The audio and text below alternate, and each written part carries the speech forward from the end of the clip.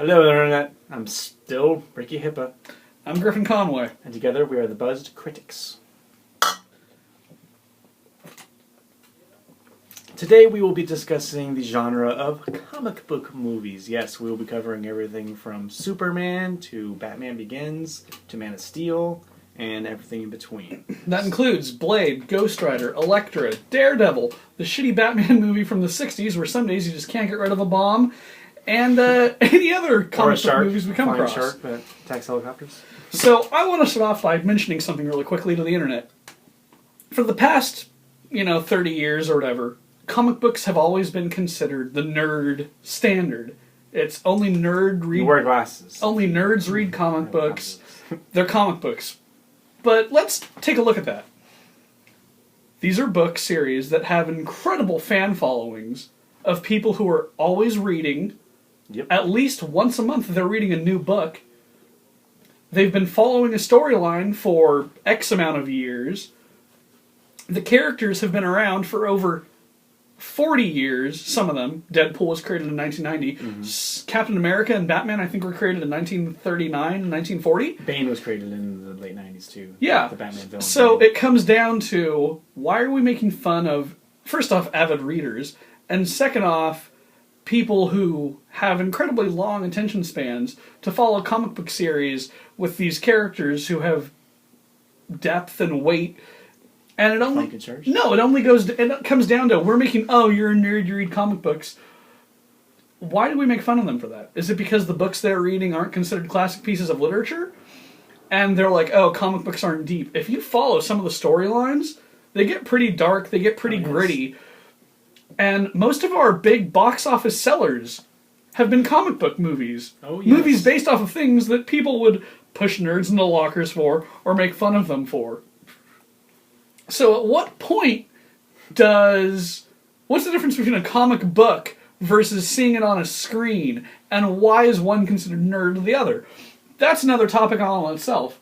I just wanted to mention that I don't think I'm standing by the comic book community. I don't think they're really necessarily nerds anymore. I think there are multiple comic books out there. The Walking Dead is one of the greatest TV shows right now. It's a real hot topic. Everyone loves zombie. Started out as a comic book. Mm-hmm. It also won an award for the best video game of 2012. Really? Well, you play as Gerald Dixon in that game, from what I've... It came out in 5 parts, and He's arguably the so that greatest started off character as a of that comic show. book, and a lot of people who are zombie fanatics could be arguably just as nerdy. Mm-hmm. So I don't see why, stop making fun of comic book people. Just because they enjoy reading books, at least they're reading, and at least they're following up on their series. It's not like Harry Potter where you had 7 books and then you're done, and people never picked up again. I've been reading a comic book, I've been reading Batman comics for 5 years. Do you know how many how many different artists and writers have developed different Batman storylines in 5 years? And I guarantee you there's a handful of people there who have read them all. Mm-hmm. That's a dedicated reader. Oh, absolutely. I don't care what they're reading as long as they're reading. So good job, comic book fans. Keep it up. But today we're talking box office sales and the great golden comic book movie. Mm-hmm. Ricky, comic book movies, what do you think? Oh, gee, where to begin? I mean, one of the very first comic book movies I've ever seen in my life as a young child was the Superman movies. Yes, with the late, or at that point, he was the early Christopher Reeve, portrayed, Lewis Clark? Clark Kent. Clark Kent. Wow, Lewis. The internet's Clark. going to rip you to shreds now, Right? man. Yeah. It's Clark Kent and Lois Lane. Okay, well, Lewis Clark, you know what I mean? Not the adventures of I'm not, Lois and Clark. Sorry, Dean Cain, you didn't make the cut. I'm not a fan of... So, I think comics everyone's too seen much. the 3 Superman movies that came out in the 80s/90s. I think we've all seen those. I think we all want to know what the hell Superman peeled off his chest and threw at the people from Krypton, because I sure as hell do. I don't get why that worked. I was never really a fan of Superman, though, I will say. I don't like the big 3. I'm going to say that out loud. I don't like Superman, Batman, or Spider-Man. I actually despise them. I like Silver Surfer, Captain America, Daredevil. I don't like Batman, Superman, or Spider-Man. Like Spider-Man, love Batman, Superman, not for me. I don't like Superman simply because there's no way to beat him except for a tiny-ass rock that only one person seems to have access to. Other than that, what? He can fly, he can breathe in space, laser vision, frost breath, super speed, super strength. He's just too unbeatable.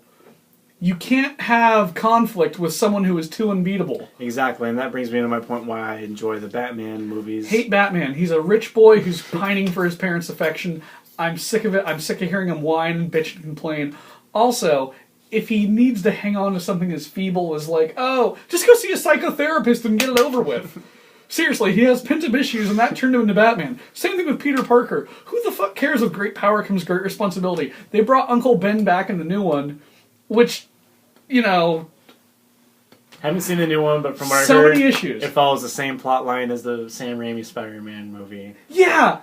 Stop with Spider-Man. No one cares about the webhead. No one cares about Spider-Man. I will say that I do like Spider-Man. The reason why I enjoy Batman, the reason why I enjoy Spider-Man is because I could believe those characters over a man who can fly in space and is immune to everything except for a rock that only one person has access to. Believability, yes. Spider-Man, as far as comic book goes, totally believability. I can understand. You know, Batman, totally believability to a point in the realms of to they're an normal extent. People who were altered or changed, and they Yes. use their resources and all that jazz. I get it. I just don't like him. Batman's too whiny. Spider-Man, his villains are way too overpowered. Why don't three of them together and just kill him?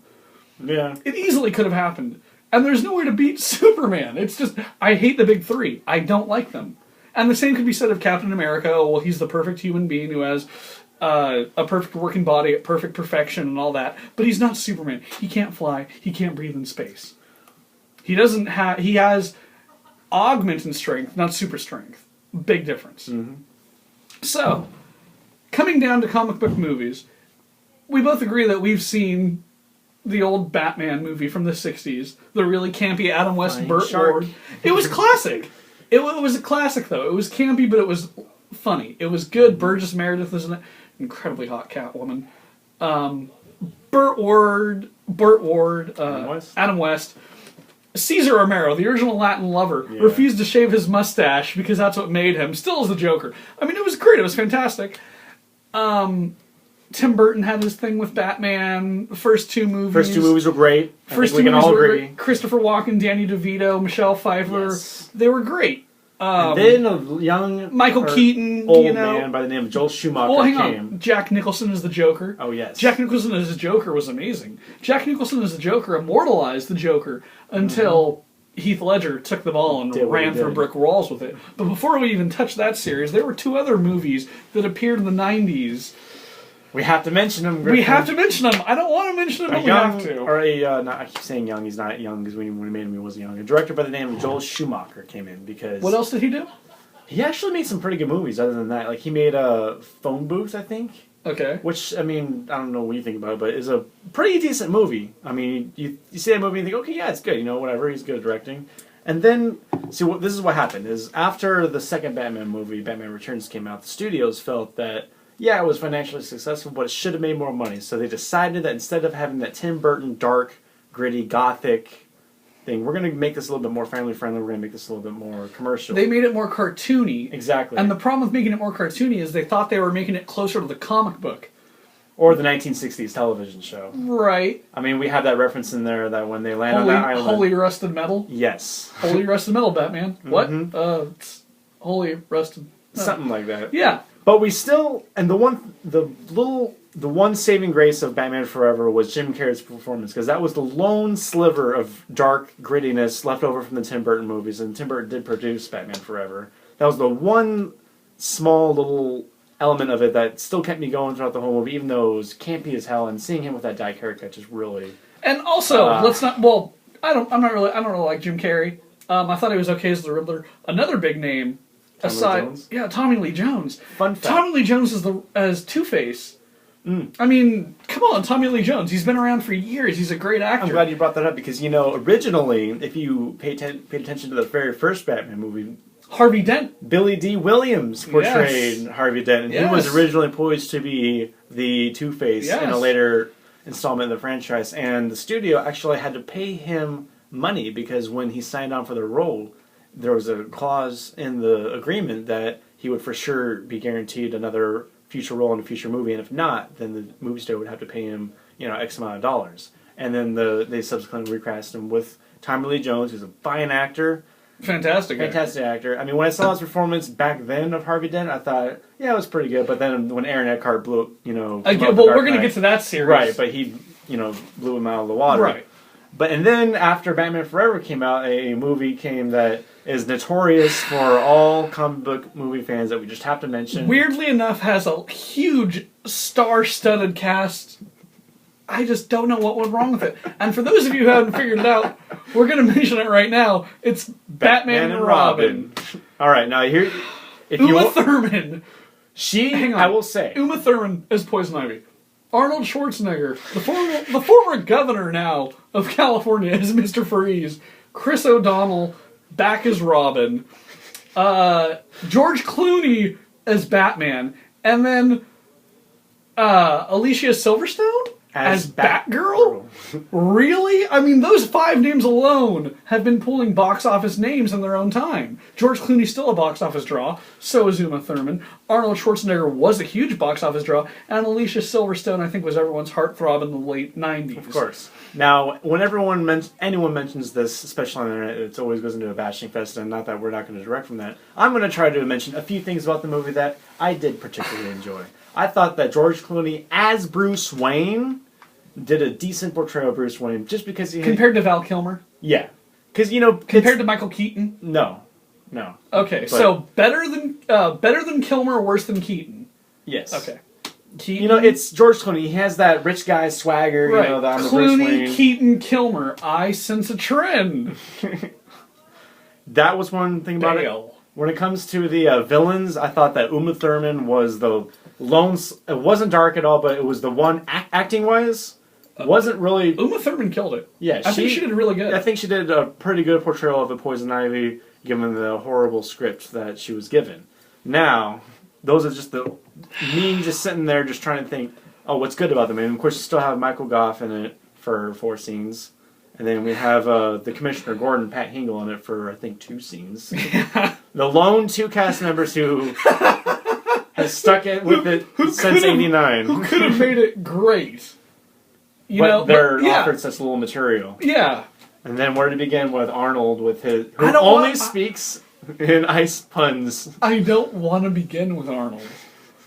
I don't want to begin And that's with why Arnold. I will say... But see, this is another reason why I think that a lot of people have, if you say you're going to go see a comic book movie, I think a lot of movies like Batman and Robin and Superman have lowered the value. Because they are kind of ridiculous, silly, kind of bad movies. Oh, of course. Now, with this movie, with Batman and Robin, the key to enjoying it is not viewing it as a comic book movie. Is viewing it as a parody or a comedy. Because if you view it that way, you're going to laugh. I mean, come on, fucking... All right, everyone, chill. The one-liners that Arnold gives. I mean, why would you cast Arnold Schwarzenegger as... Mr. Freeze? Victor Freeze, why Yeah. would you cast Arnold Schwarzenegger as supposed to be some high-level, intelligent, what was he, a neurogeneticist of cold science? Well, remember he was developing that thing for his wife? Yeah, why would you give a man who can hardly speak a language... if you want to pick a Scandinavian, fine, but pick a better unknown actor. Okay. At least pick someone who wasn't fucking a Predator fighter. From the top of my head, the best choice, if I could choose who I would pick for Victor Freeze, God, no. What's his name? I can't believe it. I just had it at the top of my head. Star Trek. Ducard. Patrick Stewart. Patrick Stewart? Patrick Stewart as Mr. Freeze. A younger Patrick Stewart, yeah. Yeah, slightly younger. I would pick, for those of you Patrick Stewart for Sherlock sure. fans, there's a BBC show called Sherlock. It's amazing. There's an actor who plays Sherlock by the name of Benedict Cumberbatch, who's going to be in the new Heart of Darkness Star Trek movie. I'd pick him as Victor Freeze. He plays an amazing Sherlock, but I could just see that as a villain. And then I think it'd be amazing. And then we have Bane as who... Let's not discuss Bane. In the comics and in the more recent Batman movies, he is this really brilliant, really big, huge brute of a man who's really intelligent. He breaks Batman's back. He's this really intelligent man. Bane is an amazing villain. Yes. And in Batman and Robin, talk about ruining a character in 3 strokes. I mean, when you think, again, about comic book movies, I feel like the entire processing team of Batman and Robin were people who had never read a single Batman book. They wanted to make They wanted to sell toys. They wanted to sell toys, and that's exactly what they did. Not that I ever bought any, because I think I have good taste, but still. So that was that. That was that combination then. But I will mention another good thing about Batman and Robin is that it led to, in my opinion, one of the greatest trilogies, not just comic books, of just movies in general, which is the Dark Knight trilogy. I'm glad we finally got to this. I'm going to partially agree with you and partially disagree. So, Batman. Should we talk about Spider-Man first? Let's do Spider-Man, then we'll jump back into Batman. Okay, so we're going to come back to Batman. I just want to briefly cover Spider-Man, because we all know where this is going to end. This is going to end with the Avengers. Which I haven't seen. Can you believe that? You haven't seen the Avengers? Then I will speak for the Avengers. I'm doing a review about movie Then I'll speak for the Avengers, because I was amazed. But before the Avengers, Spider-Man... You know, I mean, I was never a huge fan, but I dug the movies partially. I thoroughly enjoyed the Sam Raimi Spider-Man movies. Thoroughly. You know, I mean, I thought they were good for what they were, but even then, I wasn't really impressed. I just don't like Spider-Man. I don't like his stories. I don't like his villains. I don't like his plot setups. I don't like his relationships with people. I'm just not a Spider-Man fan. See, I like the Spider-Man movies because, you know, you can somewhat relate to the character. I mean, I didn't wear glasses in high school. I wasn't that much of a geek, but, you know, anyone who goes to high school, you know, can... And I really enjoyed the way that Sam Raimi... Anyone who goes to high school can relate with a college intern who is some genius when it comes to genetic DNA. Well, no, I'm talking about the Peter Parker story of it just being this... That is the Peter Parker story. Geeky fucking kid who's, you know, just going to school. And I really appreciated the fact that, like, you know... What a lot of times in movies, these kind of movies where, he gets these powers, he knows exactly how to use them right then and there, you know, like... But what I thoroughly enjoyed about the Spider-Man movies is that when he gets the powers, he doesn't know it. Like, he's, I've been by some fucked up spider at some stupid-ass lab. And then, like, he's eating lunch or whatever, and he grabs his fork, and then he realizes, holy shit, I can shoot fucking spider webs out of my fucking wrist? Like, what the hell? And then that scene where he tries to swing for the first time, and then he ends up smashing into the billboard, I thought that was great. I really enjoyed the direction that Sam Raimi did for that. I mean, I don't think Sam Raimi's made a bad movie yet. Well, I'm sure the internet's now arguing, listing off tons of them. But I don't like Spider-Man. And let's talk about the other comic book movies first. Let's just blaze over them. The two Captain America movies that came out in the 70s. I haven't seen them, I don't know. Horrible. They were horrible. They were cheesy. They were campy. They were just bad. The two Spider-Man movies that came out in the 70s were just as bad. The Hulk television show? Lou Ferrigno? Yeah, he buffed up to become the Hulk. I get that. It was still a bad show. There have just been Blade, Ghost Rider, Elektra, Catwoman. These are tons of comic book... the first Blade movie. I like the first Blade movie, too. What happened in the second and third one? Honestly, Blade, I didn't see the second one, but I saw the third one. He fights Dracula. That's another series of issues of why I have problems. But still, there have just been a ton of comic book movies. There's a couple of big ones we're not mentioning, because that'll tie into the Avengers. X-Men? Oh, I forgot about the X-Men. Whoops. I was thinking about Iron Man, Thor, and the Hulk. Oh, I love Iron Man. But that'll tie into the Avengers. Love Iron Man. The X-Men. My favorite X-Men... I've only seen the first one. My favorite X-Men was Gambit. And I wanted to see more of Gambit. I didn't want to see... Wasn't he in the Origins movie? 20 minutes. Total screen time of Gambit. Was it 20 minutes of kick-ass screen time? Kind of. But I wanted more. Well, but everyone knew Gambit was going to be in it. Gambit is the underground X-Men hero. Mm-hmm. Everyone loves Gambit. He's this fast-talking Cajun gambler who was trained by his grandfather to become a thief. I remember... Gambit is the coolest X-Men next to Nightcrawler, in my opinion. I'm glad that you said that, Griffin, and I hate to interrupt you, but I remember when I used to work in a marketing research organization known as Quick Test He Can Research. I did several... #QuickTest He Can Research. I did a bunch of surveys on the movie X-Men Origins or whatever, where he was with Wolverine, right? And then I can remember a lot of people telling me that they wanted to see more Gambit. It was like one of the most common answers, like even from like weird random people I wouldn't even expect to see. Because Gambit is what sold that movie. It wasn't Hugh Jackman. We'd already gotten tired of Hugh Jackman's Wolverine. It's because holy shit, we get Gambit. We finally get Gambit. He's in it for 20 minutes max. So I wanted my card. The moral of this story, movie studios, is make a Gambit movie. Oh my god, I would love to see a Gambit movie.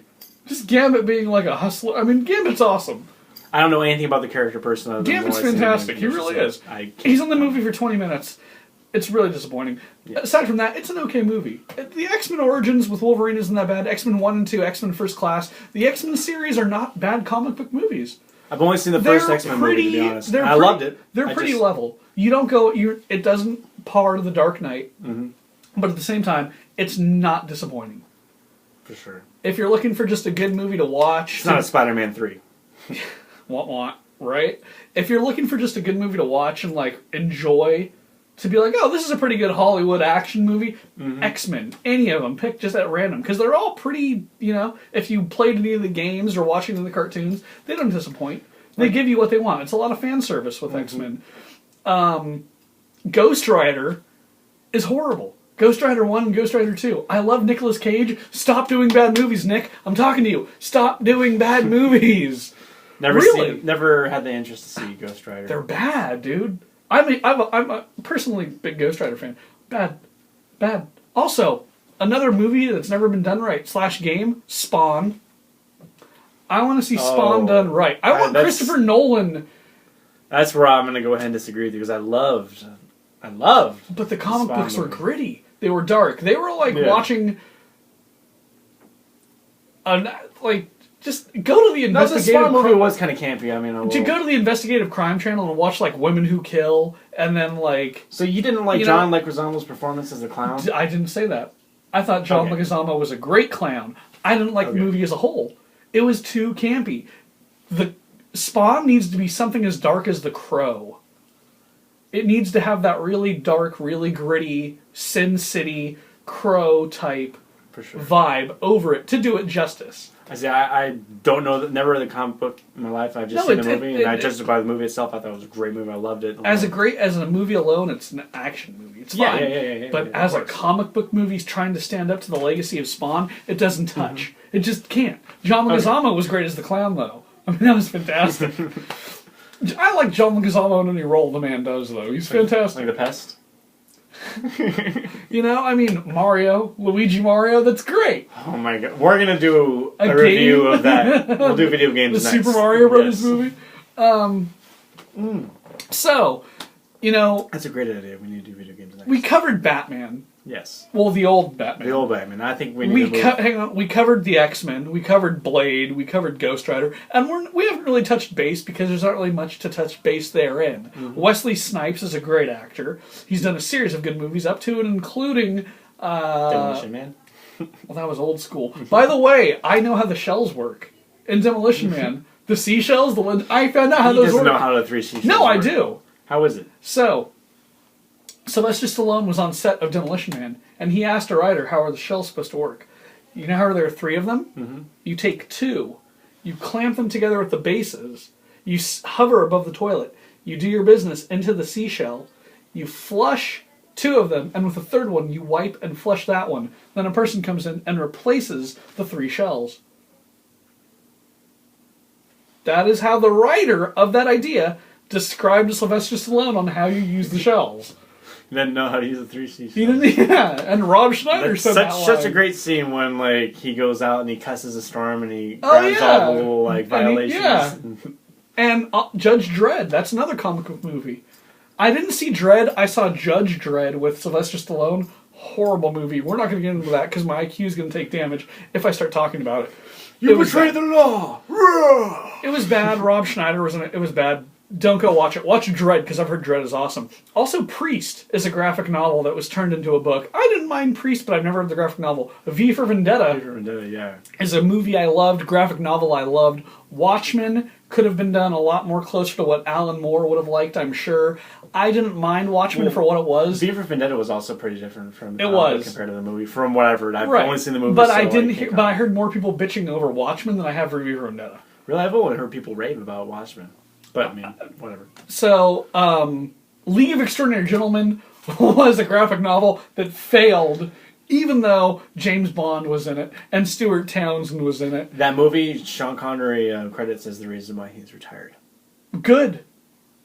Although I do kind of want to see a sequel, maybe with Sherlock Holmes, because I'm a big Sherlock fan. Hashtag Sherlock, hashtag Elementary, hashtag Jim Moriarty, or Irene Adler. Go find them.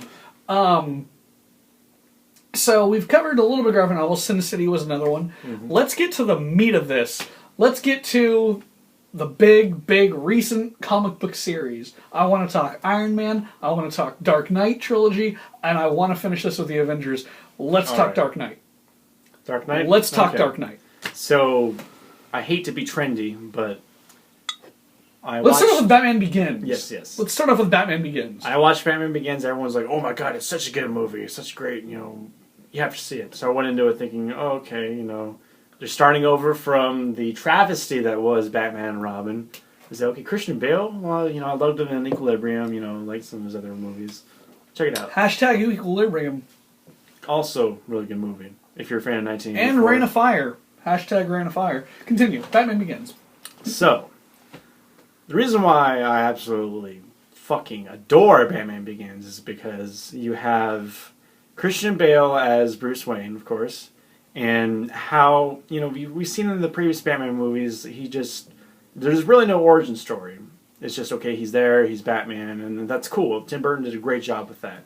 But I love the fact that, okay, so, yeah, his whole thing with his parents, boo-hoo, blah, blah, blah.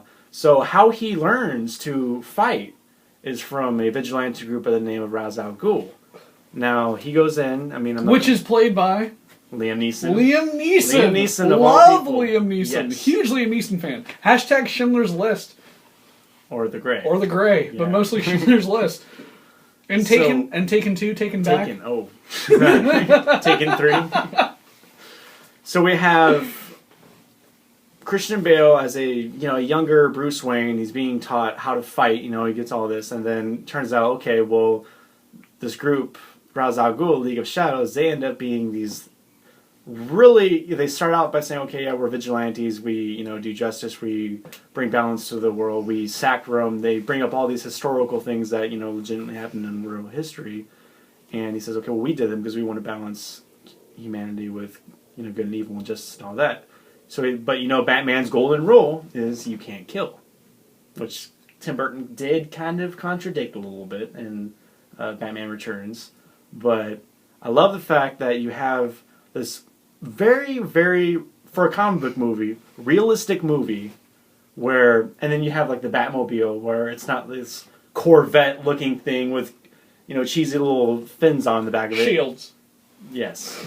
You have, okay, and I love the fact that they took all of his technology from the company that he worked for. In the original Batman series, the Tim Burton series, it didn't really they kind of implied that Alfred made all this crap. That didn't really make sense. Alfred's this old dude chilling out. And, By the way, cheers up to Lucius Fox, who is Yes. also played by Morgan Freeman. Again, Yes. another great actor. And can I just say that every incarnation of Batman, no matter how bad or cheesy it's been, perfect casting at the time of. Perfect casting at the time Absolutely. of. Jack Nicholson hammered it home as the Joker until another actor, who we're going to get to very shortly, totally took the ball and ran with it. But yeah, Morgan Freeman. Michael Caine as Alfred. Yes. Michael Caine is great. Michael Caine has been around for 35 to 40 years. He was in the original Italian Job. He was in this movie called Flawless. Michael Caine is great. Absolutely. Anytime you see Michael Caine on screen, it's automatically a winner. And it's funny because, originally when I went into this movie, I thought, wait, they recasted Batman? I can't think of anyone else being Alfred other than Michael Goff. But then here comes Michael Caine, blows me away. And I love the way, For such a minute part, Yeah. he is a star in his own right. To see Alfred, it's like... He played a minor but very, very pivotal role. Oh my God. He plays like, this And it father ties figure. up in Dark Knight Rises. Oh, of course. So Batman Begins. So Batman Begins, I enjoyed it because, for everything I just said. And then the way it ends, the way it... Well, who's the main villain in Batman Begins? Well, I'd say Ra's al Ghul is the main villain. And then we have the Scarecrow. Who also appears in all three. All three. And what I liked about this movie is the fact that they took Batman villains that have never been portrayed before on screen, and they just fleshed them out so believably. And then at the very end, we have that very awesome rooftop scene. With the Commissioner, who is played by Gary Oldman, of all Again, people. another fucking A-lister. Yes. Gary Oldman is great. And I think the Dead best Fish, thing... Dracula, The Firm, Sid and Nancy. Sid and Nancy. Although I haven't seen that. Gary Oldman is great. Gary Oldman, another fucking star. Another name whose just presence alone commands For sure. such great power that it's just Yes. like, really? You gotta be kidding me. But I just love the way Batman Begins ended because we had that rooftop scene where they're talking about escalation, which is what The Dark Knight, there are the more who following escaped. movie. There's one who likes theatrics a lot like you. Yes. Left a calling card and flipped it over, and the card is the Joker. I mean, and that alone. And all he says is, "Oh, I'll look into it," and he has no idea of the that created utter chaos that's going to follow in the follow up, The Dark Knight, which we'll get into in a minute. that created so much buzz. Yes. Was that it was the Joker card. Exactly. And for those of us who are already on the ball, we knew where it was going. Mm-hmm. We knew as soon as he pulled out a plastic baggie with a playing card, there was no way that card was not going to be a Joker card. Yep. Now, maybe some of us would have liked to seen the Penguin. Maybe some of us would have liked to seen Clock King. But let's be honest. The Joker spells Batman. Joker is the pivotal Batman villain. Of course. He is the counterpart to. He is the motive that drives. He is the reason as to why. He is the object, the immovable object that meets with an unstoppable force. He really is. So, Batman Begins, I wasn't a huge fan of. Just because I didn't like the origin story too much. I thought it was slow. Stop this recording. So the origin story I didn't like. It was slow-paced. It just didn't really put together. It seemed kind of rushed. And even though that when I say slow-paced, I mean the amount of time it took to get Bruce Wayne into the stride and for the movie to really pick up seemed just slow. It dragged on. But the entire whole of, like, him going from Bruce Wayne to Batman was rushed. The story didn't take. And then by the time at the end of the movie, he's like, oh, well, I guess this is what I'm doing. I understand the term of the movie took months and years, and it had all these great implications. I don't think that Batman Begins lived up to what Dark Knight, and especially The Dark Knight Rises, had planned. I don't think Bruce Wayne could have mentally come to grips with having to fight or even engage with the Joker, Two-Face, and then later Bane. Yeah. Especially Bane. See, it's funny because actually I have a few problems with The Dark Knight Rises, but we'll get into that after we do a little mini reviews of the other two. Batman Begins, ends. I didn't think anything of it. I was like, it was okay. It was a Batman movie. Good casting as always. And then it morphed overnight. And I remember the teaser. It was a 30-second clip. Where he says... and it was... Some men want to watch the world burn. Was it that It was one? Michael Caine, and it said, some men just want to watch the world burn. And then you hear this mysterious voice, which is, people will die. I'm a man of my word. And the legendary trademarked laugh sent chills down my spine. Since the cartoon Batman was all I had really grown attached to. And Mark Hamill from Star Wars did the voice of the Joker. And it was great. Of course. So, the movie comes out, Dark Knight, and it was amazing. Absolutely. Heath Ledger, for those of you who don't know Heath Ledger, he was in Brokeback Mountain. His last movie was... Patriot. Well, The Patriot. His last movie with Johnny Depp, Jude Law, and Colin Farrell. The Imaginarium of Dr. Parnassus, directed by Terry Gilliam, also starring Tom Waits, for those of you music fans out there. He was in a movie called Candy. He was in Lords of Dogtown. I'm a big Heath Ledger fan. I really am. I like Heath Ledger. I like him in movies. I think he's a great actor. Seeing him as the Joker was phenomenal. Oh, man. Where to begin? He stamped that role down and hammered it home so well. And then the sub-villain in that movie, Harvey Dent. Yes. Two-Face. I mean, that was great. And they brought him late in the game. Two-Face was brought late into that game. I just love the fact that, Joker says, okay, I'm not going to go after Batman. I'm going to go after his successor. I'm going to go after the person who is going to take over. And, Batman's going to quit, and then this Harvey Dent character. I just love the fact that within the first half an hour of the movie, you see this Harvey Dent character. You love him. I mean, like, that scene in the courtroom, which... Oh, he grabs the gun and punches him. If you're going to have someone do your killing, always by American. Yeah. I mean, it was great. It's great for so many reasons, because that's actually a little bit of an homage to the original origin of Two-Face, because he originally was formed and that's in the comics, in that scene, doesn't he, splash coffee in his face or whatever? Acid. Yeah, acid. and that's what caused him to become so horribly disfigured. But Christopher Nolan, in a wise, very wise deviation from the comics, makes it so the Joker, instead of just going after Batman, whatever, he goes after Harvey Dent, and proving the whole point of everyone is corruptible at some level.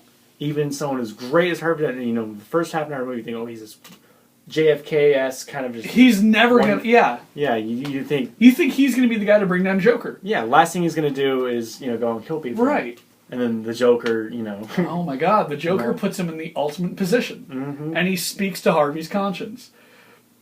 Absolutely. We could dissect this movie all day, and I hate to cut it so short. Yeah. But Dark Knight is great. I mean, you have an older, wiser Batman. Now, do you think Christian Bale plays a better Batman or Bruce Wayne? Well, that's a very tough question to answer because he doesn't really have I think in this movie he had a lot more Batman scenes. I mean, I love the scene when he lands on the roof, when the huge party scene with the Joker eventually crashes. Helicopter with the two supermodels on. Which, again, with Batman Begins, I did love the scene where he was swimming with them in that restaurant. Christian Bale, one of the best, Even though he's kind of an asshole, I like his movies. Yeah, absolutely. Christian Bale's a solid actor. But in terms of which role you play better, I mean, it's really a hard call because I love the fact that The Dark Knight, more than any Batman movie to date, really showed the detective side of Batman. Oh, absolutely. Which is something that, from what I hear, is big in the comics. Cause he came out at... Batman is... There are two big comic companies. You could argue there are three, but no one pays attention to Dark Horse. Sorry, Mask, no one does. So, you have Iron Man, Captain America, and Spider-Man on the Marvel side. And you have Wonder Woman, The Flash, Superman, and Batman on the DC side. DC stands for Detective Comics. I didn't know that. Holy shit. DC stands for Detective Comics. That's where it came from. So the fact that Batman was being more deductive in his reasoning, the fact he was going about it more like a flat-footed gumshoe in his profiling, in his methods, really spoke. I thought it was really good. I thought, Joker was amazing.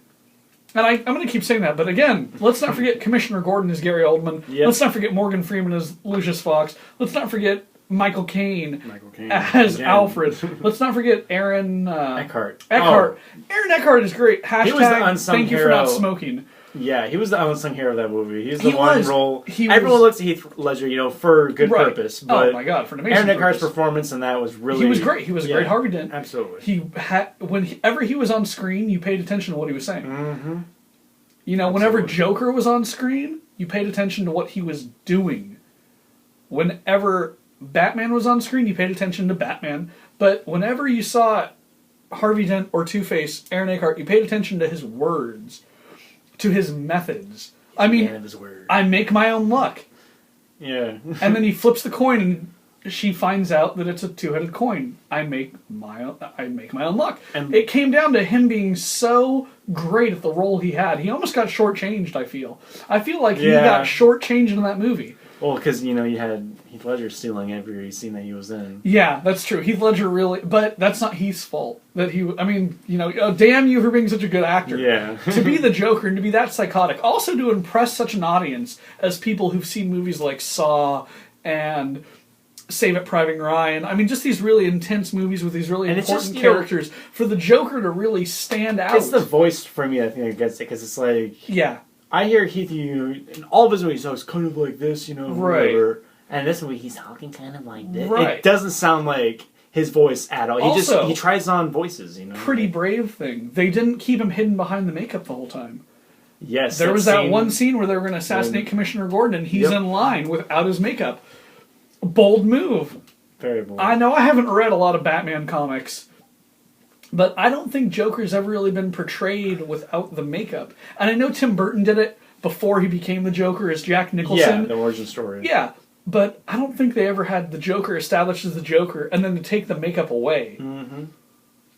And also not even that, because in Tim Burton's Batman, he wasn't the Joker without the makeup. He was Jack Napier. Yeah. Then he got burned and his skin was that color and he had to put makeup on to look normal. So this was really the Joker as the Joker, taking the makeup off. I mean, I thought that was fantastic. I loved Dark Knight. And then the ending. I mean, it ends on, like, not a happy It ending. ended such a down ending. Yeah. Batman is the bad guy. Batman's the bad He guy. takes the rep- Two-Face is dead. Yeah. He takes the rep for all of Harvey Dent's crimes. He says, you know, To absolve Harvey of his so-called sins. Joker's in prison, so Joker's still alive. I mean, Commissioner Gordon has to file out this manhunt against the one man he knows is innocent, and then it ends. It's credits, and it's almost like watching Empire Strikes Back, because it's just like, no one got what they wanted, everyone gets fucked over, and now you're left with the bad guy having the final laugh. Because no pun intended. Another thing that not a lot of people have talked about is the fact that they say, oh, well, by him doing that, you know, taking the rep for Harvey Dent's crimes, the Joker loses. But he really doesn't, because by doing that, he takes out Harvey Dent and he takes out Batman at the same time. He took out two birds with one stone, and Commissioner Gordon was on the verge of retiring anyway. So I love Dark Knight. Not a huge fan of Batman Begins. Love Dark Knight. But the movie that really escalated this series to a whole new plateau, a movie that really blew this series out of the water, has to be Dark Knight Rises. See, that's where I would kind of disagree with you. I thought Dark Knight Rises was a very, very good movie. It was a very good conclusion to the events started in Batman Begins. I felt Dark Knight Rises was a little bit more of a sequel to Batman Begins than it was a sequel to The Dark Knight, although it did resolve all the plot points for the entire series. I just have a few problems with the movie, but Griffin, if you would lay down on us what the Dark Knight Rises is all about. Dark Knight Rises is one of my personal favorite movies of last year. Oh, me too. I thought it was awesome. You have Tom Hardy as Bane. Tom Hardy, for those of you who don't know, hashtag rock and roll, hashtag Guy Ritchie. Great. Oh, you're using hashtags now. Stop. He played Bane, a character who we've known from going back to the Bad series, was this big, dumb, oafy character. They made Bane a mercenary from South America who had this fantastic backstory, which, oh my god, what a twist! M. Night Shyamalan must have been crying when he saw the end of Dark Knight Rises, because it was great. That blindsided me. I never expected that. And I'm not easily fooled. Oh, with Talia al Ghul. Oh my god. That was great. Bane breaking Batman mentally, physically, and almost spiritually. You have Anne Hathaway as Catwoman, who really showed her as a sex symbol. I was totally amazed. Still Lucius Fox, still Michael Caine, who totally hammered that home. I mean, aside of Alfred, who was kind of scared to leave Bruce, but he knew he had to, because he didn't like the way Bruce was going down, and I mean, Dark Knight Rises, to me, elevated the series. It took it from more of just these two comic movies to where you had Bane, who had an agenda, who couldn't be faltered. And it really did kind of bring the series up. He was, I mean, I get there are some inconsistencies, and I get that he was kind of easily stoppable at certain points, but as far as what the movie represented and what Bane represented, you couldn't have stopped him. I think Bane, Catwoman, and Christian Bale as Batman, and also the entrance of Timothy Drake, who was Robin, and that whole thing. I mean, even that was well done. Jonathan Blake. Yes. I thought that was well done too. Oh, me I too. couldn't believe it. I completely agree. Dark Knight Rises was great. It made Robin cool. It did. It made Robin cool. How the fuck do you do that? It made Robin a second-hand Jim Gordon. It made him violent, made him vicious. It also kind of the early buildings of Nightwing, when he gets a little angry and he kind of shows that he's not scared to kill criminals and all that jazz. I loved it. I thought Dark Knight Rises was fantastic. Oh, for sure. We can sit here talking all day about Dark Knight Rises, but what do you have to say about it? I think it was a very good conclusion to the series that Christopher Nolan started with Batman Begins, and as I mentioned earlier, that it's a little bit more of a sequel to Batman Begins as opposed to The Dark Knight. It did have a few issues with the film. As much as I do appreciate the fact that there was no mention of the Joker, and respecting Heath Ledger's memory and all that, I just thought, for such a character that brought so much chaos and so much. There's a reason why if you read the books. Well, in the books that were made based off the movie or whatever, they wrap up why he wasn't in the movie. Well, Christopher Nolan has gone on record saying that he just wanted to respect Heath Ledger, Right. And not, and I get that, and I don't want to criticize him at all for that because I totally understand that point of view, but at the same time, it's still a little bit disappointing. No, I mean too. they wrapped up the plot hole of why the Joker wasn't in Gotham. From what I read, it was like he was like the lone. He was the lone prisoner in Of Blackgate. Arkham. Yeah, of Arkham. Yeah. Which I mean, that's cool, but but at the same time, I'm glad. I'm much more glad that he went that route rather than Just writing it off. trying to either write it off. I mean, if they would have mentioned him some way, that would have Right. been cool. But I'm very relieved, that they didn't try to recast him at all. Right. And I'm glad the rumors of using unused Heath Ledger stock Yeah. as the Joker, I'm glad that was ditched.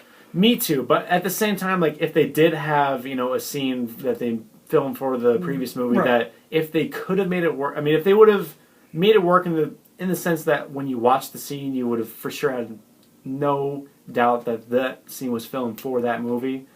Like if it were just Right. hypothetically speaking, if it was like some kind of a jail scene and he says something, like I don't know, but if it was something along those lines, that would have been awesome to see. The disappointing thing if that would have been the potentially disappointing about that would have been the same reason why Sean Connery did not appear in Indiana Jones in the Right. whatever the Legend Crystal of the Skull Crystal Kingdom. because he stated that he declined a cameo for that movie because he felt that if the audience saw him for one scene, they would be disappointed that he wasn't Right. join along for the ride. So I get that. But on the flip side, Dark Knight Rises I thought was great. One problem that I have with the movie is that very early on when they're talking about this bomb that they're Right. they say, okay, well if we remove it from the core, and it could become unstable at some point in 6 months. Right. They're very clear that okay, at some point, Right. about 6 months by my calculations, I think is Bane's exact Right. quote. He says that.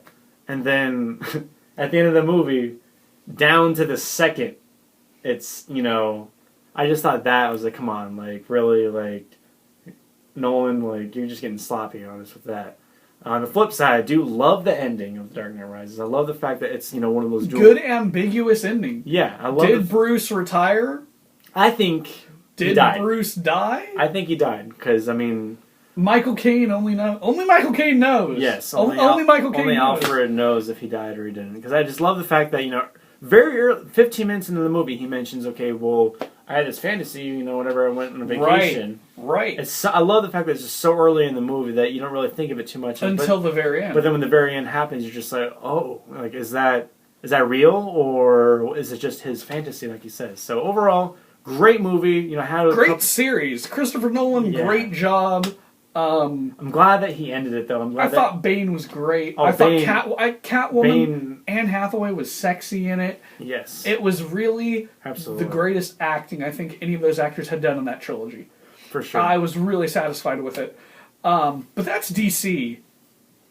And DC don't really compare when you talk about Marvel. I mean, Marvel have the X-Men, they have Iron Man, they have Thor, they have the Hulk, they have Spider-Man.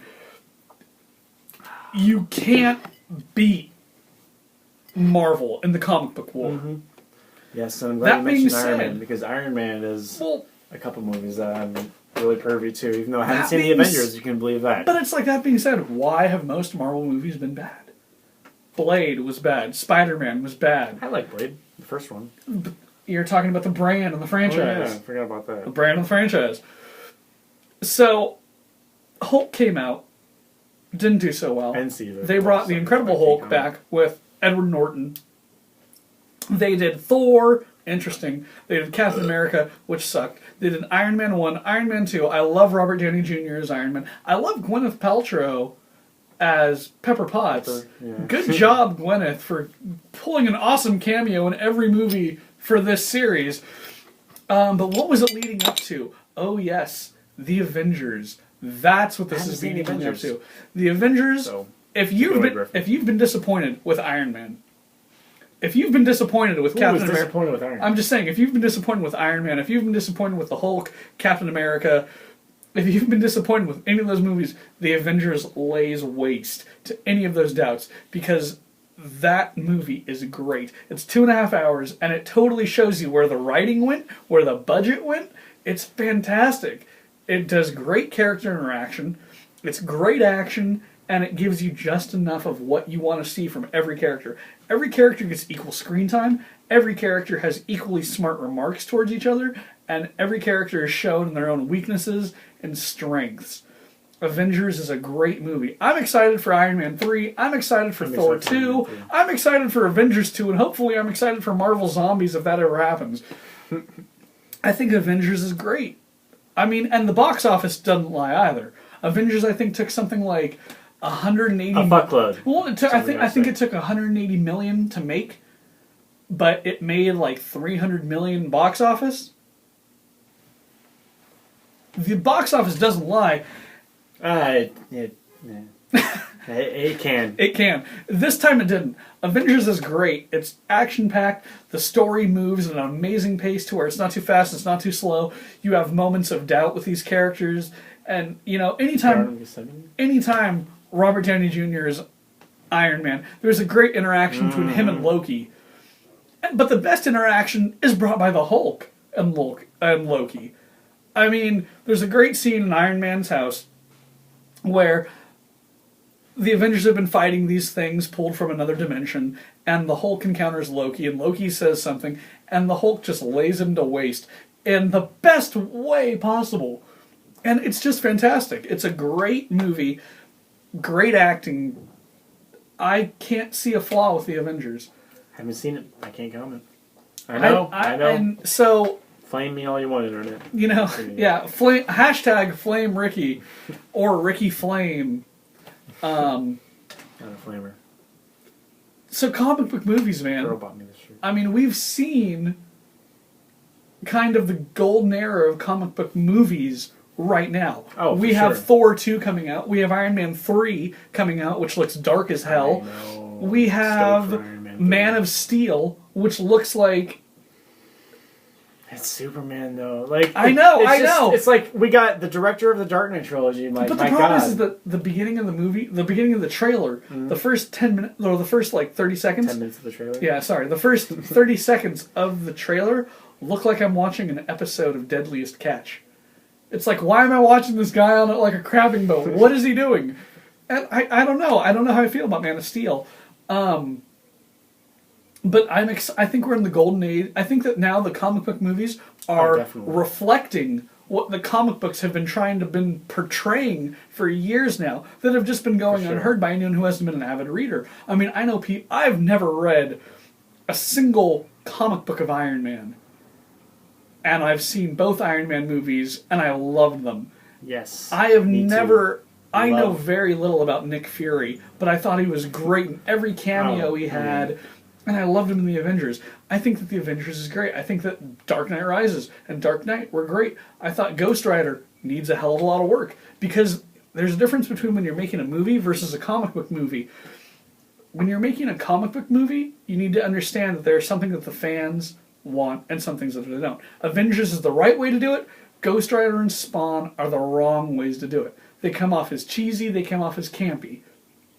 I think now we've hit the age of movies where our comic book movies can really become amazing films on their own, despite the fact that a lot of people are Christopher Nolan directed. I don't like action movies.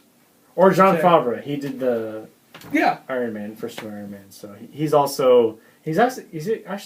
the driver. He was the valet. No, PCU.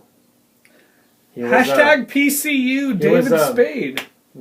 Gutter. He portrays Gutter. That's Jon Favreau, just so you know. Love him in PCU. Hashtag Jeremy Piven. Yes.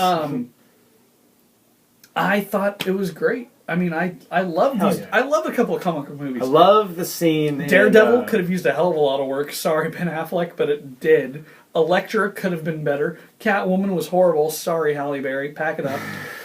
Stick to being a Bond girl. I love in Iron Man 2 the scene where, the government's like interrogating Tony Stark for his technology, and he just humiliates like everyone in the room. Where he pulls up the video of like them testing like the fucked up. Like I thought that scene was just so effective at just portraying Tony Stark as the character that is just millionaire playboy who just doesn't give a fuck. Doesn't give a fuck, and just I gotta say, for casting, I mean, there's nobody that I could picture being Tony Stark other than Robert Downey Jr.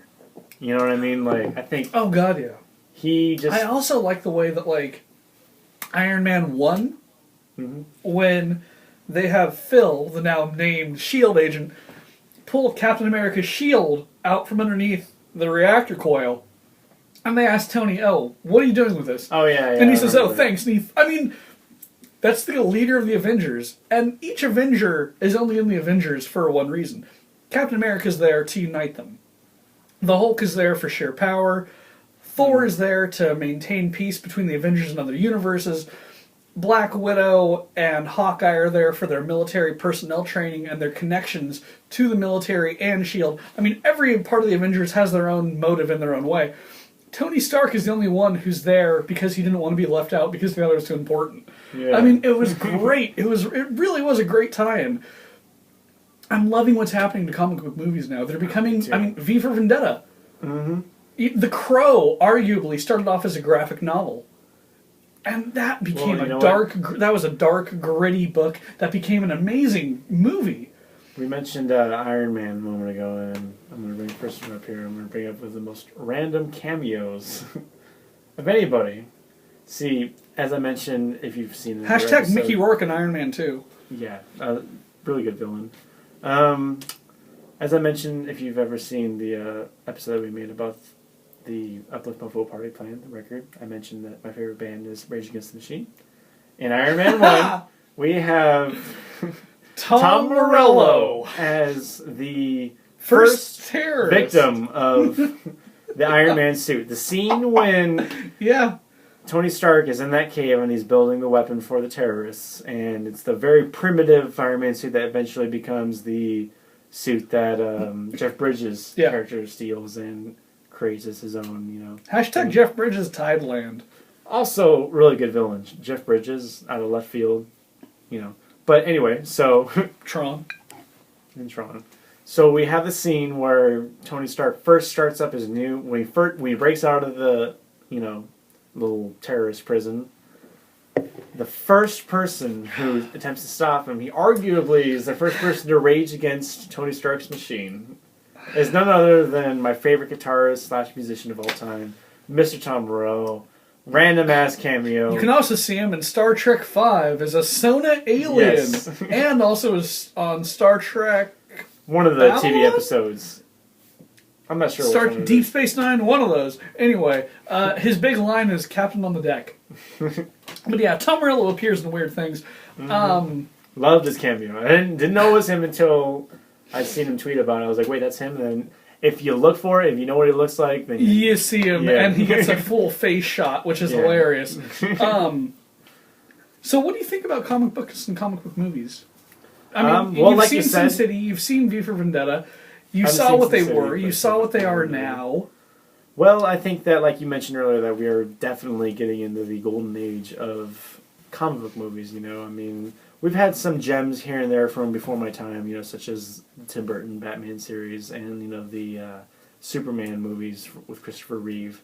But I think in the age of Christopher Nolan doing those Christopher Nolan doing Iron Man movies. No.